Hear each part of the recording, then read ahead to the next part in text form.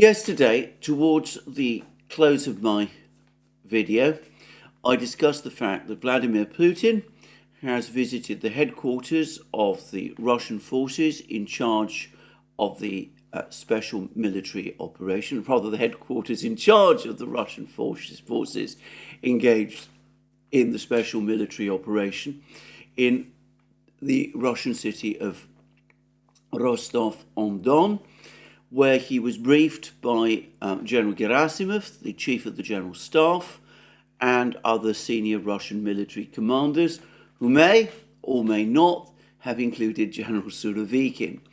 And I speculated, as have a number of other people, including I noticed Bernhardt at the Moon of Alabama, that possibly what was the topic of discussion at this meeting was a Russian offensive. A Russian offensive once the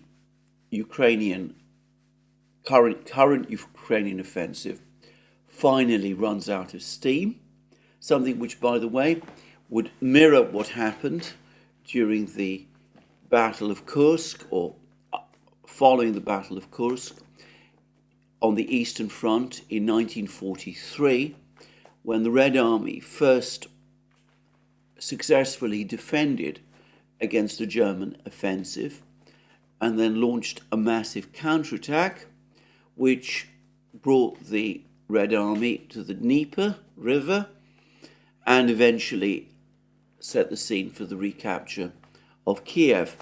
That was in 1943. There's been much speculation that this Ukrainian counteroffensive, that the Russians have handled it in the same way as they handled that German counteroffensive all those years ago, and that they might indeed decide that once this counteroffensive has exhausted itself, as the German offensive once did, that this is the opportunity to go themselves on the attack. And perhaps that may indeed be what is in the works. But I would say that we don't know this for a fact, and speculation perhaps can only take us so far. But it is the case, in fact, that even whilst the Ukrainian offensive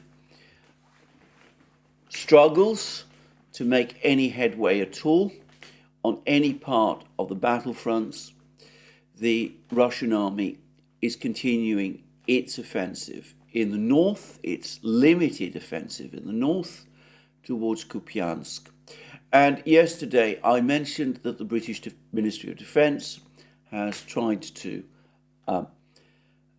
downplay the significance of this Russian offensive towards Kupyansk by saying that it is of limited significance, that the Russians haven't gained any significant ground over the course of this offensive, that they're struggling against Ukrainian defences just as the Ukrainians are struggling against Russian defences.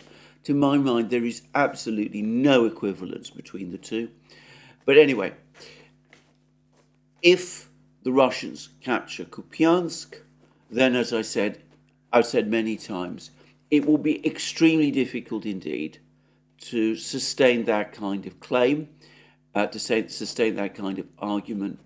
If Kupyansk is captured by the Russians, with Ukraine having made no progress anywhere on the battlefronts in terms of its own offensive, then to be absolutely clear, my own sense is that the mood will not only change radically, both in Ukraine and in the West, from the current nervous situation in which both the Ukrainians and the Western powers are looking at the situation. It will change from that nervousness to what I suspect will be something close to panic, with a sense that an operational crisis might be looming on the horizon.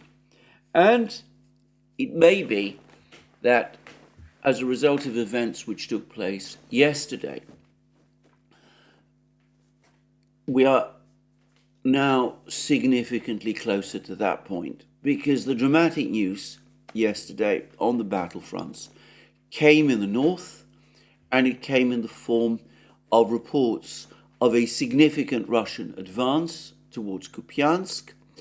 There were reports that the village of Sinkovka, which has been the main point of the Ukrainian defense up to this point, in front of Kupyansk, that the village has now been completely encircled by the Russian troops, that the Ukrainian defenders in Sinkovka are in effect caught in a cauldron.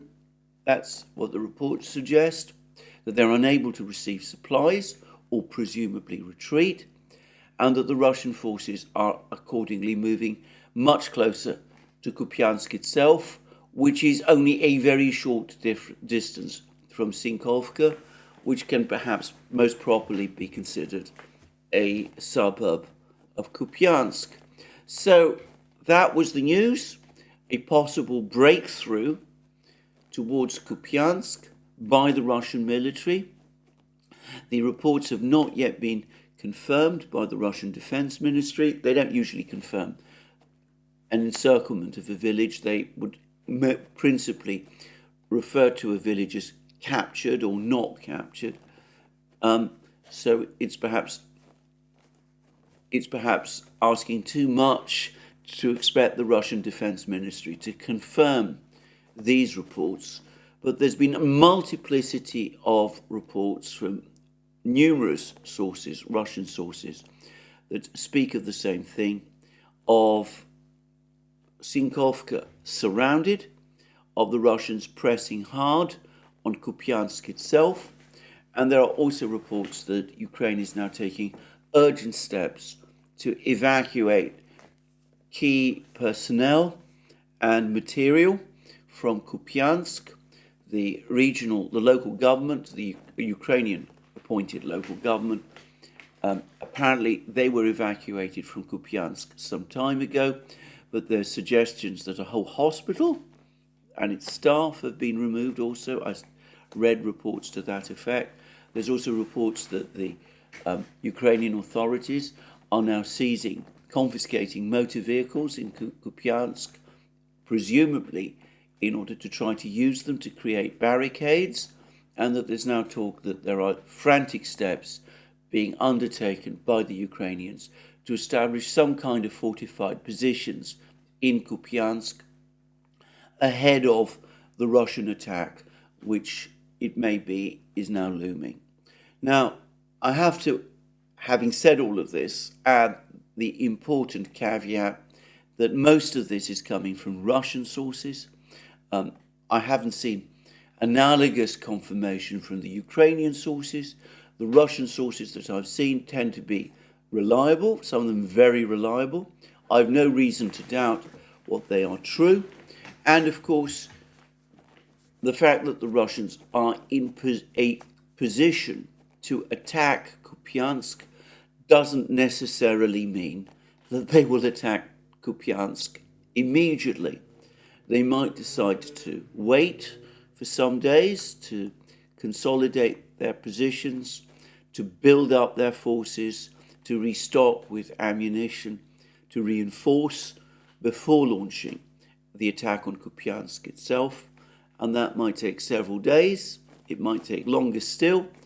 I am not in a position to discuss this one way or the other. The Russian General Staff, as I said before, doesn't share its plans with me or indeed with anyone, and I can't say exactly what it is intending to do. But that the Russians are indeed pressing hard on Kupyansk, and that there are the first stirrings of panic on the Ukrainian side, might also be further suggested by some comments by Arestovich, Zelensky's former spin doctor, who was basically pushed out of his position as part of a rather mysterious and unexplained purge that took place over the course of the winter, which I discussed extensively on this channel, and which was also discussed extensively by myself and my colleague Alex Christoforou on the Duran at the time that it was taking place. Anyway, Arestovich has to a certain extent resurfaced. He's now recently been making more broadcasts. He seems to be taking a more pro-Ukrainian position than the one which he briefly took during the winter, shortly after he was pushed out. But his latest comments suggest that there is indeed growing alarm in Ukraine about these developments in the north. And what indicates this is that Arestovich, for the first time that I'm aware of, actually floated the possibility of Ukraine actually having to abandon Kharkiv city. The city of Kharkiv, the second biggest city in Ukraine, a major industrial center, a Russian-speaking city, incidentally, but a city which Ukraine has sought to defend throughout the war, and which it would be a body blow, perhaps an irrecoverable body blow to Ukraine if it were to lose. Now, again, I don't know what information Arestovich has. When he discusses this possibility, he says that Ukraine can get on perfectly well without Kharkiv. He talks about relocating the higher educational institutions in Kharkiv to Western Ukraine, that sort of thing. I can't imagine this is entirely welcome in official circles in Kiev, but as I said, it does perhaps give us a hint of the nervousness and perhaps the panic which will eventually strike home if the Russians, at some point in the coming days or weeks or even months, finally recapture Kupyansk. So there we go, a potential breakthrough by the Russians in Kupyansk. This as part of a significant Russian offensive now taking place all across the northern front lines. The Russians pushing towards Kupyansk, the Russians also pushing forward towards Liman. In fact, they're very, very close to Liman indeed, according to some of the maps that I've seen. And the Russians also pushing forward methodically and incrementally from the Svatovo-Kremenaya area towards the Oskol River, steadily repelling Ukrainian counterattacks, destroying Ukrainian military positions, causing unacceptable levels of attrition to the Ukrainian forces as they remorselessly advance westwards. And to reiterate again, Boris Rogin, otherwise known as Colonel Kassad, reliable and insightful reporter and commentator of the war that he is, even if he does discuss it purely from the Russian side. He says that over the course of this northern offensive, the Russians typically advance 1 to 1.5 kilometers a day, and that is something that I have no reason to doubt. As I said, he's highly reliable, and I'm sure he is talking accurately. It's not, as I said, a blitzkrieg, but it is certainly a remorseless advance. Now, to give a certain context to what a 1 to 1.5 kilometer per day advance would mean, consider what Michael Kaufman, I believe he's Australian, but anyway, one of the most astute commentators in the West about military matters, and by the way, a staunch supporter of Ukraine in this war, what he has recently said about Ukraine's offensive, its famous summer counteroffensive. He says that in total, Ukraine has perhaps recaptured around 81 square miles of territory,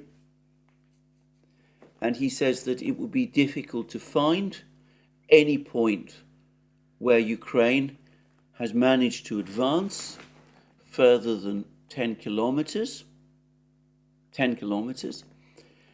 ever since the offensive was first launched on the 4th of June, and that the most important gains, the largest gains, at least maybe not the most important, but the largest gains in terms of territory have been achieved in the Bakhmut area, far away from the southern front lines, far away from the great fortifications that the Russians have constructed in the south and east of Ukraine. So maybe it was this advance in Kupyansk, towards Kupyansk, that was the topic of Putin's discussions with the military leaders in Rostov-on-Don. Maybe they were talking about how to exploit this offensive. I get the sense that this offensive has gone further than the Russians themselves anticipated, that Ukrainian defenses there have been weaker than they expected, and perhaps this has been what Putin went to Rostov-on-Don to speak about, to see whether Gerasimov and the other military leaders thought it would be worthwhile, appropriate, to continue the advance in this direction, and if so, to what extent and what forces to commit to it. Now, the reason why I am not convinced that Putin himself and the Russians are at the moment looking at a general offensive across the entire Ukrainian battlefronts, following the defeat of Ukraine's offensive, along the lines of what happened following the Battle of Kursk in 1943, is because I get the sense that the Russians are still building up their forces and still stockpiling weapons. They've not completed the huge process of military preparation that they started in earnest following the call-up of reservists in September last year. And by the way, there are rumours, and they are only rumours, that the Russians are now considering a second call-up of reservists this September. Now, those rumours might not be true. I doubt that such a call-up of reservists would be related to any offensive that the Russians might be planning at the moment. But Putin, some weeks ago, when he met with Russian war correspondents, did say that a further call-up might be needed if the Russian intention was to capture Kiev. I wonder if there is a Russian offensive at some point over the next few months, perhaps at some point between, say, September and spring, after the Rasputitsa season ends. Well, I wonder whether that is not so much for this call-up, would not be for this current offensive that people are debating at the moment, but in preparation for a further advance beyond that offensive, with the objective being to capture Kiev itself.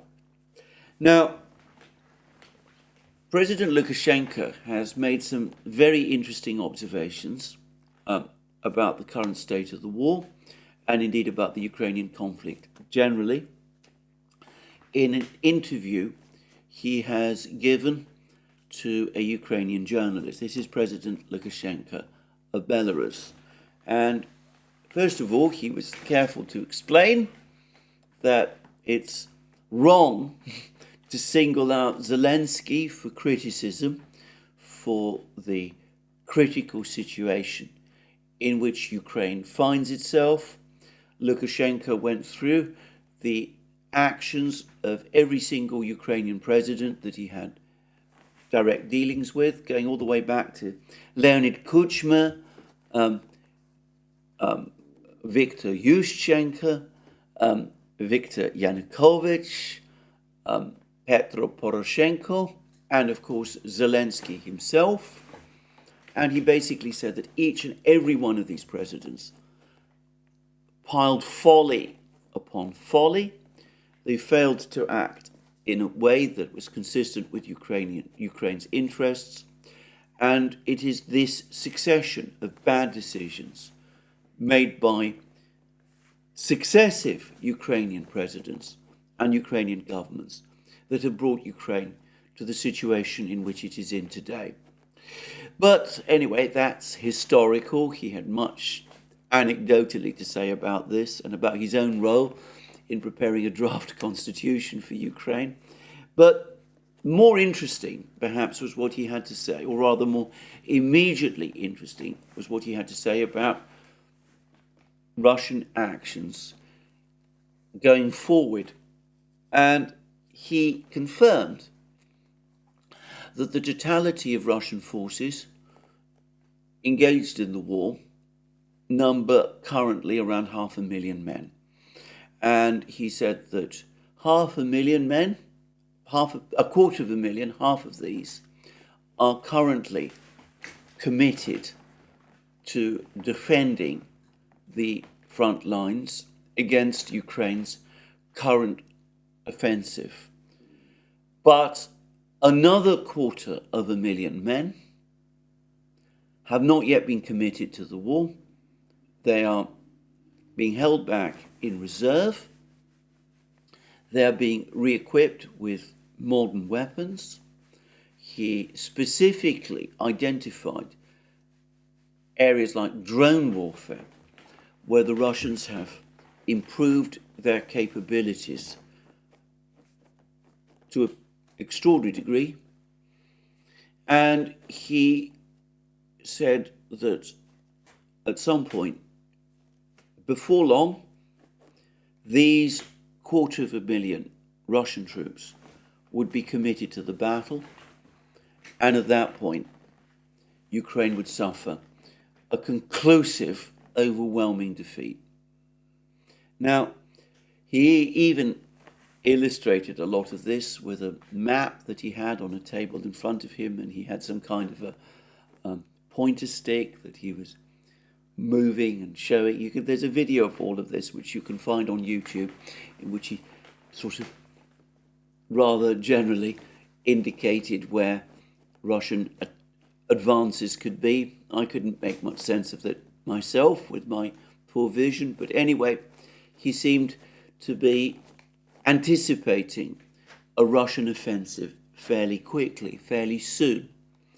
And it would make sense in the sense that the Russians have now, according to Shoigu and Medvedev, they have indeed recruited an extra 250,000 men into the Russian army since the start of this year. Some of these men by now will have received a significant amount of training. The ones who have been recruited most recently have not done so. Dmitry Medvedev talks about the Russians increasing recruitment and recruiting perhaps 400,000 men in total this year by the end of this year. So if one assumes that by the end of this year, the greater proportion of the men who have been recruited this year will have received sufficient levels of combat training to go on to participate in fighting, and it may be that the Russians will indeed launch an offensive fairly soon. There's probably also large numbers of the reservists still held back in reserve, the reservists that were called up in September last year. By now, they are probably close to completing whatever training they were required to do. So one can imagine that perhaps sometime after the Rasputitsa this autumn, the Russians might indeed have assembled a significant strike force with which they could launch an offensive. But of course, numbers of men are not in itself enough. The question is whether the Russians have stockpiled enough ammunition, enough other weapons to sustain an offensive as well. And these are questions that I simply cannot answer. But Lukashenko, at least, seems to believe that a Russian offensive with at least 250,000 men is now on the cards, is now coming. And of course, given Ukraine's very severe losses, both in men and equipment, and especially in trained men and experienced men, the best part of Ukraine's army killed or wounded, and this has been confirmed by American reports, it's going to be very difficult indeed for Ukraine to resist the advance of this juggernaut, this Russian juggernaut, when eventually it does come. So we'll see whether or not this offensive is indeed what is being discussed. But for the moment, my own view is that the discussion at Rostov-on-Don, which Putin attended, is not about the general offensive that people are talking about. It is perhaps about this more local offensive around Kupyansk. But to repeat again, if Kupyansk is indeed recaptured, then one should not underestimate already the significance of that. Well, that's what the Russians have been up to. And as I said, that was the big news. There have been more Russian missile and cruise missile and drone strikes, especially drone strikes in various places around Ukraine. The Ukrainians have launched more drone strikes of their own towards Russia. It seems to me to be increasingly the case that fewer and fewer of these Ukrainian drones are getting through. The Russians seem to be increasingly successful in jamming these drones. And my own sense is that Ukraine's drone offensive is starting to lose momentum. But anyway, there was more of this, more of the war in the air type things going on. Some Ukrainian officials have again issued warnings that if there's another Russian offensive, missile offensive against Ukraine's energy system, that this time it will be a much more difficult offensive for Ukraine to repel. The energy system has still not recovered from the missile offensive that the Russians launched against it last year. So anyway, there's more of that. But what of Ukraine's own offensive? And I should say that the last 24 hours, in that respect, appear to have been relatively quiet. There were no more Ukrainian attacks that I'm aware of towards Rabotino. Apparently, the first attack of the 82nd Brigade towards Rabotino, which I was talking about yesterday, was indeed repelled, and Ukraine suffered very, very heavy losses over the course of it. Ukraine seems to be stuck in the Vremivka salient area. I'll discuss certain reports which have appeared in the American and British media shortly, but one of these reports in the Washington Post said that there were hopes in the West and in Ukraine that the capture of Staromayorsk in the Vremivka salient area would cause the Ukrainian offensive in this particular area, which is trying to push towards Mariupol, to gain pace, to gain traction. And it has not turned out that way. far from speeding up, the offensive has ground to the pace of slowed to the pace of a snail. It has taken Ukraine a further 3 weeks to claim to have captured Urozhainoye, a village that the Russians, by the way, dispute that the Ukrainians have captured. Ukraine has suffered extremely heavy losses trying to capture these two villages, and it doesn't seem to be advancing successfully beyond those two villages. And one senses again disappointment in the West about the outcome of the battle of the Ukrainian offensive on the Vremivka salient part of the battlefronts. And of course the same is true in the Bakhmut area. And here again we've had criticisms in the American media about Ukraine's attempts to advance in the Bakhmut area. There's claims that Ukraine made a mistake trying to focus its offensive, trying to advance in too many places. The US apparently advised against this offensive in the Bakhmut area. It wanted Ukraine instead to concentrate all its resources on breaking through the Russian fortified lines in the south and east. The United States has always been skeptical about Ukraine's determination to hold on to Bakhmut and to defend Bakhmut up to the end of May, and it remains equally skeptical about Ukraine's various attempts to recapture Bakhmut, which have been ongoing since Bakhmut was captured by the Russians on the 20th of May.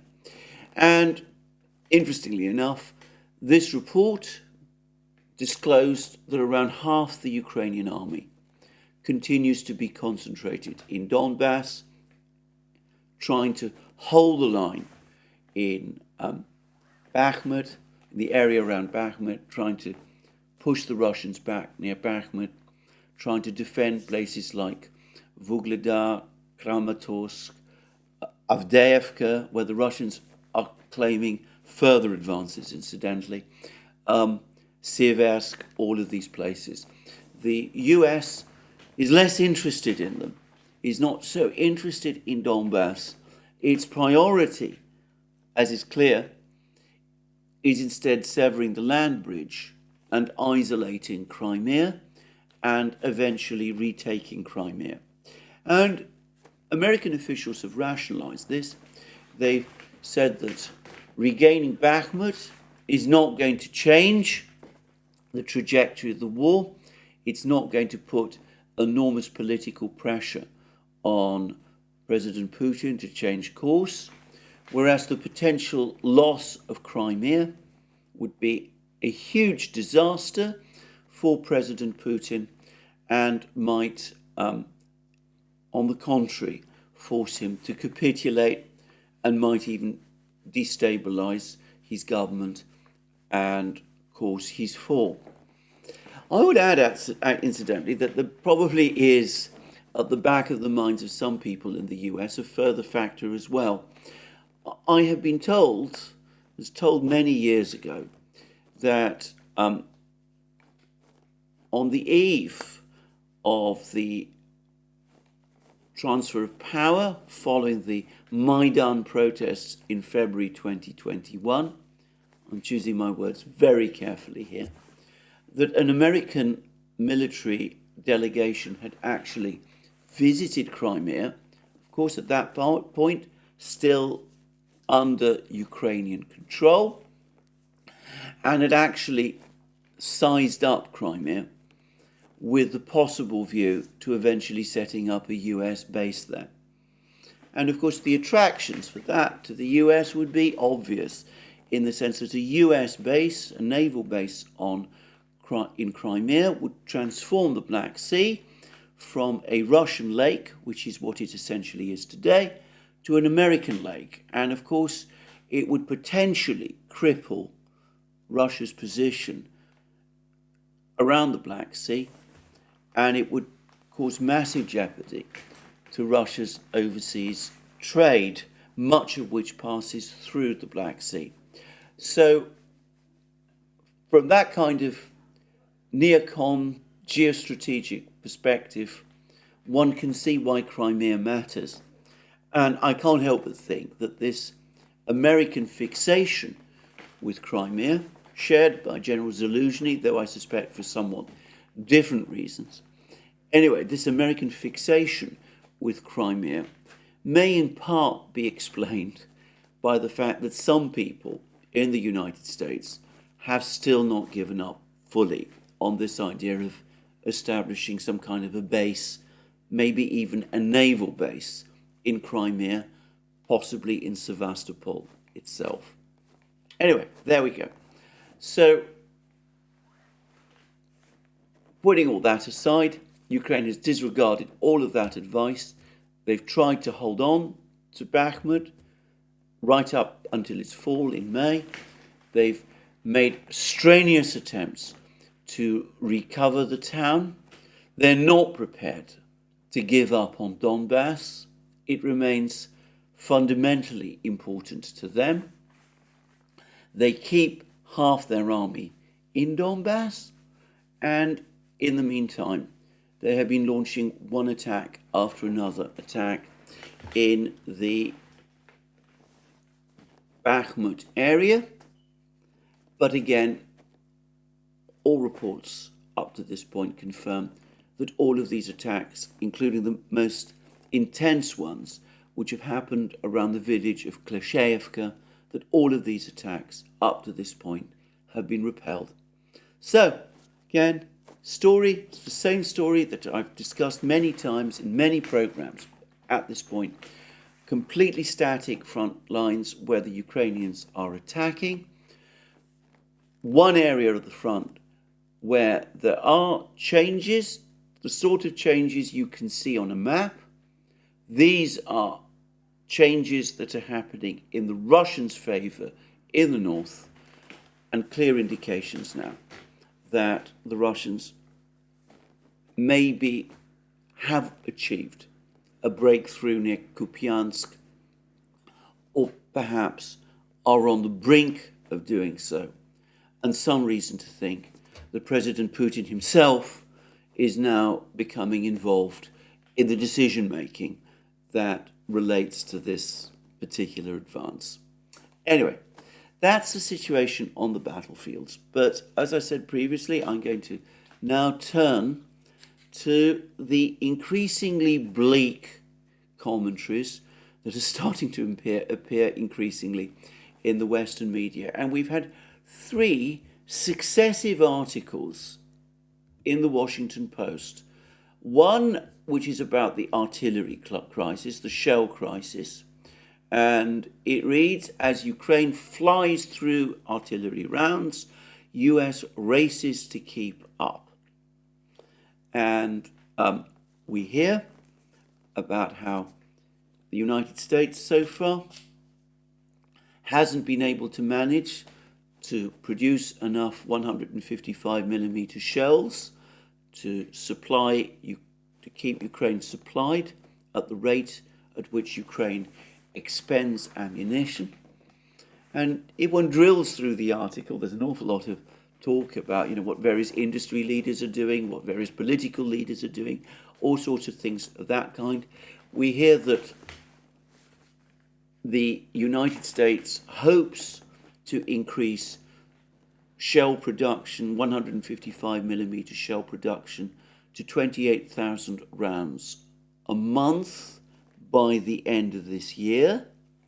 The actual number at the moment is 24,000, and before the war it was 14 to 15,000 rounds of 155mm shell produced each month. And that they are looking to increase that eventually to 85,000 rounds of 155mm shells a month, which would translate to something like 1 million rounds of 155mm shells a year by the end of 2025. Now, I've seen another report elsewhere, by the way, that says that the United States is actually unlikely to achieve production of 1 million rounds of 155mm shells before 2028 at the earliest, due to all kinds of supply and production issues, which even this article acknowledges is intractable. Now, perhaps it's worth taking a step back and considering that if the United States is able to produce, let's say, 1 million shells, 155 million, of 155mm ammunition by 2025, that's still just half of the number of 155mm shells that the United States has already supplied to Ukraine. It would be insufficient to replace the shells that Ukraine has already launched over the course of this war, let alone increase US stockpiles. And this, if it is achieved by 2025, and of course if Ukraine is still fighting by that point. And the article says that the United States is hoping that there will indeed be a quieter period in the war after the Ukrainian offensive runs its course, and that will enable the United States to some extent to improve the situation with Ukraine's stockpiles of shells over the course of the autumn and winter. But in fact, of course, even though the article accepts that the Russians are unlikely to remain inactive during that period, it speaks about the Russians taking further steps to strengthen their defences. It doesn't consider the possibility that the Russians might decide in the autumn and winter to go on the offensive themselves. Now, whether the Russians will decide to go on the offensive during that time, I don't know. As I've said, it depends on various factors which are unknown and unknowable to me. But anyway, the shell crisis, an intractable one.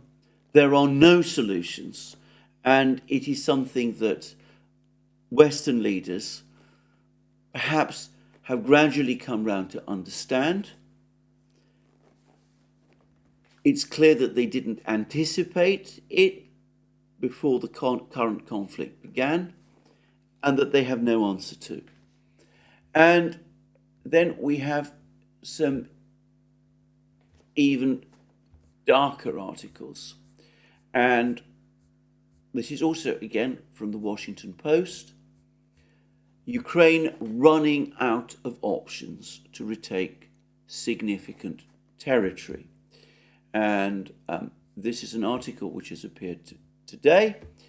And it says Ukraine appears to be running out of options in a counteroffensive that officials originally framed as Kiev's crucial operation to retake significant territory from occupying Russian forces this year.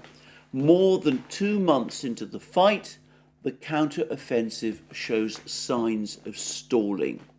Kiev's advances remain isolated to a handful of villages. Russian troops are pushing forward in the north, and a plan to train Ukrainian pilots on US-made F-16s is delayed. Ukraine's inability to demonstrate decisive success on the battlefield is stoking fears that the conflict is becoming a stalemate and international support could erode. A new classified US intelligence report has predicted that the counteroffensive will fail to reach the key southern eastern city of Melitopol this year. Meanwhile, a war-weary Ukrainian public is eager for leaders in Kiev to secure victory, and in Washington, calls to cut back on aid to Ukraine are expected to be amplified in the run-up to the 2024 presidential elections. And then there's a more detailed discussion of what all this means, and we hear about how the war is in an attrition phase. We have comments about Ukraine's ground forces being largely stymied, and how the Ukrainian drone attacks on Russia are having little real effect, and the fact that Ukraine lacks F-16s supposedly is a problem, but there's an admission that these would not represent a major change on the battlefield anyway. And there's admissions that Russian forces, instead of crumbling, are putting up fierce resistance and even making offensive advances. In northeastern Ukraine, authorities in Kupyansk ordered a massive evacuation of civilians. The city was part of a large swathe of occupied territory that Ukraine recaptured in September and October of last year. And this is where there was the comment about disappointment that the capture of Staromayorsk didn't result in further Ukrainian advances. Last month, Ukrainian forces pushed into Staromayorsk, the first village to be retaken in weeks, raising hopes that the advance could be a tempo-changing breakthrough involving Western-trained reserve troops. It was not. It took another 3 weeks before Ukrainian forces liberated the adjacent village of Urozhainoye, and they reportedly suffered heavy losses. Reaching the Sea of Azov and snapping Russia's land bridge to Crimea is one of the publicly acknowledged goals of the counteroffensive, but the Staromayorsk advances did not involve new tactics. Reconnaissance units surveyed Russian defences to strike weak points and allow smaller units, often on foot, to move in with a demining team. And the says that Ukrainian forces have retaken roughly 81 square meters of occupied territory since the counteroffensive began in June, with the greatest gains occurring near Bakhmut in the east and in the Zaporozhye region south of Orekhov. I would say that the territory that has been captured in both of these places by Ukraine, south of Orekhov, in other words, north of Rabotino, and in the area of Bakhmut, consists of almost entirely of open fields and forest plantations. It's not actually meaningful territory in any true sense. And the result is deadlock and, as we see, a growing sense of doubt in this article that Ukraine is able to push forward further. And then there's been another article in the, again also, this time in the Financial Times. And this article is one which, until recently, I should say before I proceed with this article, until recently I've said in previous videos that the American media has become increasingly gloomy about the offensive, but that these reports have not so far appeared to any extent in the British or European media. This article in the Financial Times changes that. It's the first admission in the Financial Times that there are growing doubts about the prospects of the offensive on the part of officials in the United States, and that there are growing criticisms of Ukraine. And the article reads, US grows doubtful Ukraine counteroffensive can quickly succeed. Criticism of Kiev's strategy from American officials widens rift between allies at a crucial time. And then we go on to read, US officials are increasingly critical of Ukraine's counteroffensive strategy and gloomy about its prospects of success, deepening tensions between Kiev and Washington at the most critical point in the war.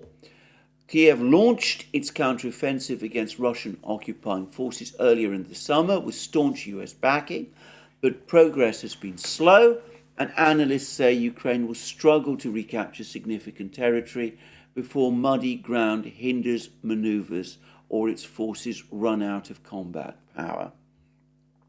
And it then discusses how all of this is coming at a difficult moment when the Biden administration is trying to get Congress to agree to another package of support for Ukraine. There's a long discussion in the article about how the mood amongst the American public, and indeed sections of the political class, is becoming more hostile to US support for Ukraine in this war. And then there is a quote from Samuel Charap. Samuel Charap, one of the co-authors of the two Rand Corporation reports, which have spoken about the fact that a protracted war in Ukraine is contrary to the interests of the United States and that Ukraine has no pathway to victory. He's also written an article in Foreign Affairs, in which is titled Ukraine, the Unwinnable War. Anyway, Financial Times quotes him. It says, and quotes him saying, I don't think that you'll hear an argument from anyone that this is going well right now, or that this is heading to a place that people would view as good. But there is not much by way of plan B.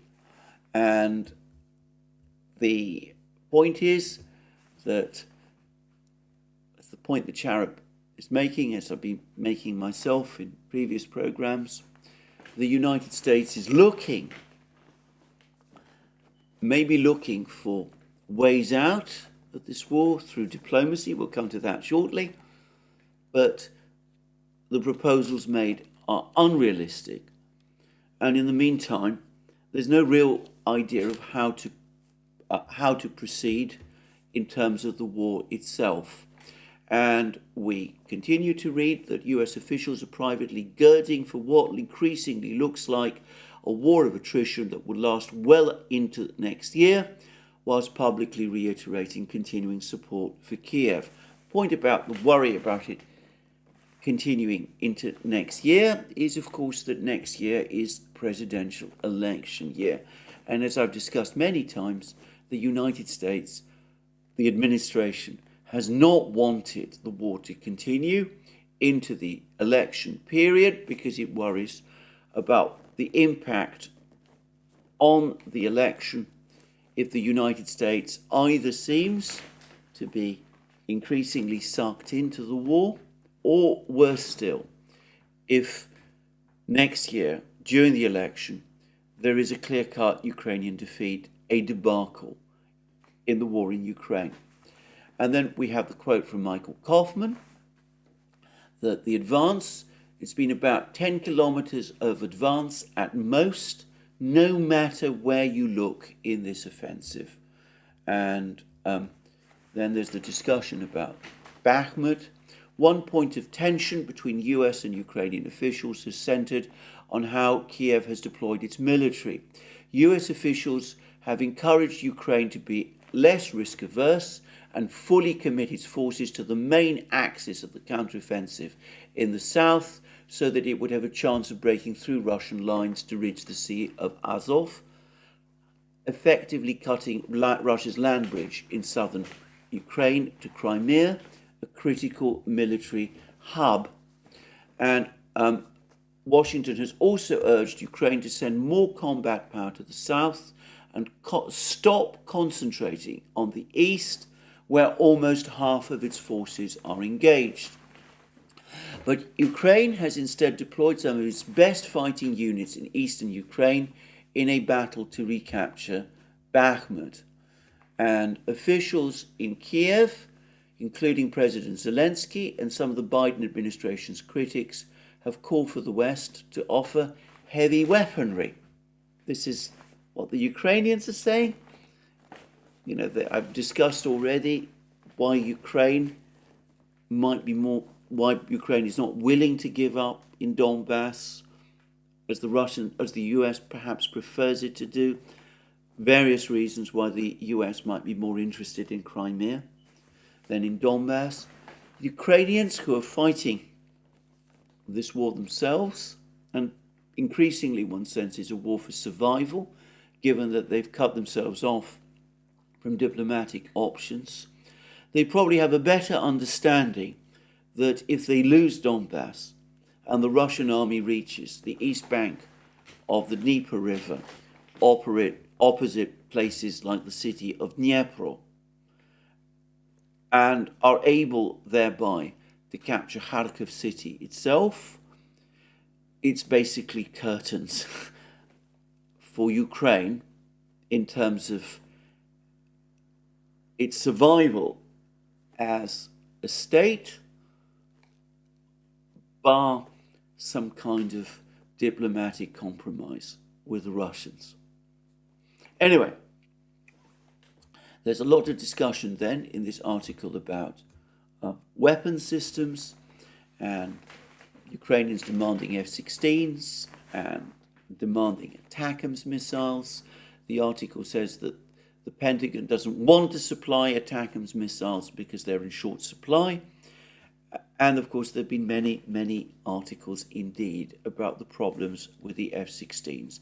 I'm not going to repeat all of this, but I'm going to say that there's been one very interesting interview given by a Ukrainian Air Force officer, I believe a pilot, who has actually said that the moment Ukrainian aircraft, fighter jets, take off from Ukrainian airfields, they face immediate targeting from the far more powerful and far more advanced Russian fighter jets and air defense systems that are operating over Ukrainian skies. And the interview made the point that a MiG-29 has a radar with a range of perhaps 40 to 50 kilometers, whereas the radar set of the Russian Sukhoi-35 fighter jet, which is perhaps the most important fighter jet, or rather the most numerous fighter jet deployed by the Russians in this war, it has a range of something like 250 kilometers. Now, my understanding is that the F-16s that Ukraine is hoping to obtain are not able to remedy this problem. These are early generation F-16s. They do not have radars that are remotely as powerful as those of the Sukhoi-35s. And of course, the Sukhoi-35 itself does not have the most powerful radars of Russian fighter jets. Those are actually possessed by the MiG-31s, which the Russians have also deployed to the battlefronts. And of course, the Sukhoi-57 fifth generation fighters, which we know are also operating on the battlefronts, though we hear very little about them in terms of what exactly it is that they're doing. Anyway, this is another example, this article. First admission in the Financial Times that the war is not going well and that the United States is becoming nervous and worried about the progress of the war. Now, I just will make here a particular observation. If the United States were indeed to change course, if it were to decide that the war in Ukraine is not going well, that the United States can't continue to commit to the war, if it was to scale back the level of its commitment, and by the way, implicit in practically every article that I read now is an admission that that is going to happen, whether the administration wants it to happen or not, for the simple industrial reasons that I've discussed so many times in so many programs. There simply isn't the capability to go on supplying Ukraine with the levels of ammunition and equipment that the United States has supplied to Ukraine up to now. That the United States has now run up against capacity and industrial constraints that it simply cannot overcome in any remotely foreseeable time frame that could change the dynamics of the war. Anyway, if the United States were to decide not just to scale back its support for Ukraine, but perhaps seek some kind of a compromise with the Russians, that would be a disaster for the Europeans and for the British. We see how the United States is already hunting around for scapegoats. We've seen articles, which I discussed yesterday, blaming parts of the media for overhyping the prospects of Ukraine's offensive, engaging in wishful thinking. The British and German media, perhaps especially so. We see comments increasingly critical about Ukraine and the tactics it has followed over the course of the war.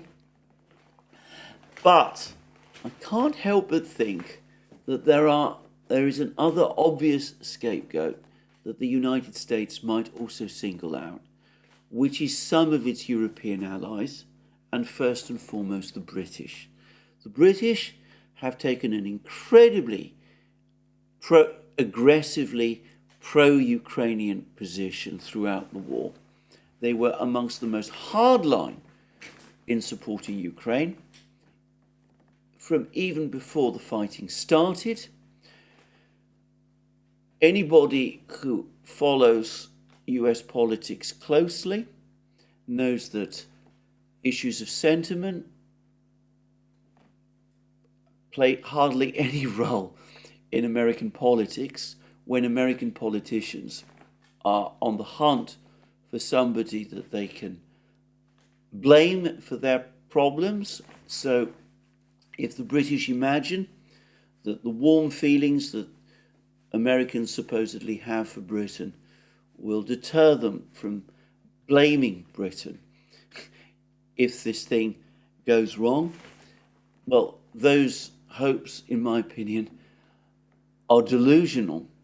And I would add, incidentally, that there are quite a lot of Americans and quite a lot of American politicians who don't particularly like Britain anyway, and the President of the United States, Joe Biden, appears to be one of them. So I would have thought that the British are an obvious potential scapegoat. Perhaps some of the US's other allies, the European establishment centred in Brussels, Ursula von der Leyen, those kind of people, they could find themselves potentially blamed as well. I can easily see how a narrative might start to be conjured up in the United States that the EU and certain European officials and some European governments once more sucked the United States into an unwinnable war in order to serve European interests. It might be a rewriting of history, but since when has this been a problem for the kind of American politicians? that I'm talking about. So one can understand the nervousness. One can understand the nervousness in Britain and in Europe as they sense that the United States itself is starting to become frustrated and nervous and is starting to develop doubts. Quite apart from the colossal effect on Europe of a defeat in Ukraine. European politicians who have clambered onto this Ukraine bandwagon will probably feel very nervous indeed about the fact that the United States might be prepared to pull back, leaving them hanging out to dry. Anyway, if that does happen, of course, they will have no one to blame but themselves, but that's another story. There's been yet another article, this time in the Wall Street Journal, and it also discusses, I'm not going to read this particular article because it's very much behind a paywall, and the Wall Street Journal is apparently not happy with people who go too far behind its paywall. But anyway, what this article essentially says is that, again, there's recriminations about the failure of the offensive, the fact that the offensive is not going well as discussed, and that there is disagreement about what to do, but that there are now discussions underway behind closed doors in Washington and elsewhere in the West about trying to find some kind of diplomatic compromise. Now, I've discussed this at enormous length in previous programs, but it seems to me that as the news on the battlefronts darkens, the hunt for some kind of face-saving diplomatic outcome with the Russians is probably going to grow. The Korean variant, the German variant, all of that, freeze the conflict, let Ukraine, what's left of Ukraine, enter NATO. Those sort of plans are going to continue to gain traction. I've already explained why there is no prospect at all of the Russians agreeing to any of this.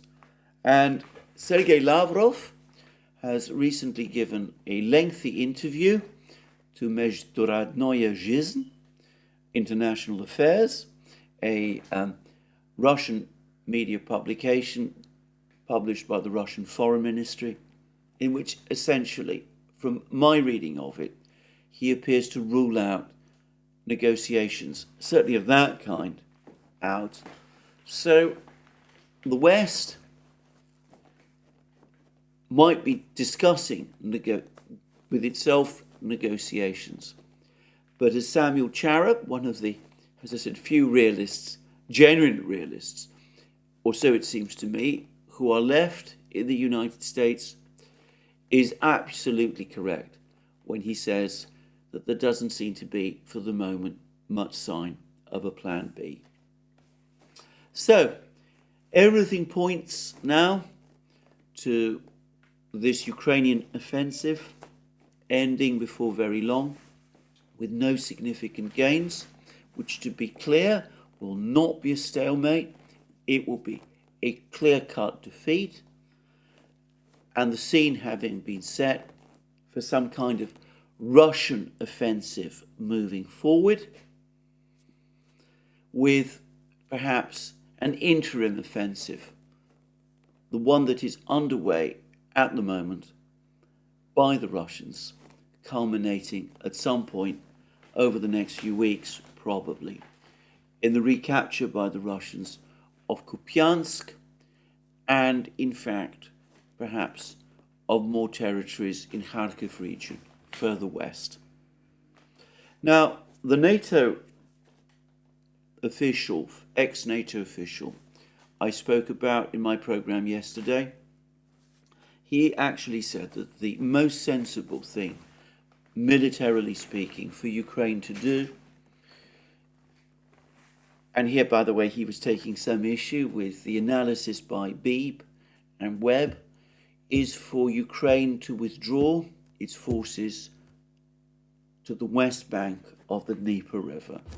In other words, to abandon entirely all of eastern Ukraine, east of the Dnieper, including presumably Kharkiv. Sooner or later, all of this is bound to pass under Russian control, and it's not going to be possible for Ukraine to defend it, and it is suffering unacceptable levels of attrition, putting its very existence in jeopardy by attempting to do it. Well, that may be right, but I have to say, I very, very much doubt that there's anybody in any senior position, in any government in the West, who is prepared to do something as radical as that. Anyway, let's move on. There are other things going on in the world. It's now confirmed that Burkina Faso and Mali have deployed some parts of their military to Niger. It also seems to be the case that ECOWAS is maneuvering to intervene in Niger, apparently mostly now at the urging of the United States. Scene it's set, it seems to me, for a conflict in West Africa, which looks increasingly like it is going to draw in countries, lots of West African countries, and is going to divide the African continent. I have to say, all of this I view with deep misgiving. Perhaps even more important, however, has been the recent summit meeting at Camp David, which has brought together President Biden with the leaders of Japan and South Korea. And the US is clearly trying to engineer some kind of a reconciliation between South Korea and Japan, and it's trying to do that as part of a strategy, an increasing strategy of trying to unite these countries with the United States in some kind of alliance against China. We see how, at one and the same time, that the United States continues to send people like Blinken to Beijing to try to negotiate with the Chinese some kind of easing of tensions, how working parties are set up, all that sort of thing. The administration simultaneously continues to treat China as an adversary and continues to prepare for some kind of a conflict with China. And I've already seen an editorial in The Guardian, of all places, which effectively admits that the United States and China are now, in effect, in a Cold War situation with each other. Now, I have to say, I think that this is a Cold War which is basically driven by misunderstandings and mistakes on the part of the United States. I think it will not end well for the United States. I think that expectations that China's economic problems, which are real, are going to cause some kind of collapse of the Chinese economy are wildly exaggerated. I think, in fact, a burst of military spending in China might even, in the short term at least, actually benefit the Chinese economy, just as military spending in the run-up and during the Second World War ultimately strengthened the US economy. China being, of course, a gigantic manufacturing power, just as the United States was at that time. Anyway, it's clear to me that conflict with China is once again very much on the horizon. The president himself, President Biden, seems incapable of working towards a proper reconciliation with China, just as he is incapable, has proved to be incapable, of achieving such a reconciliation with the Russians.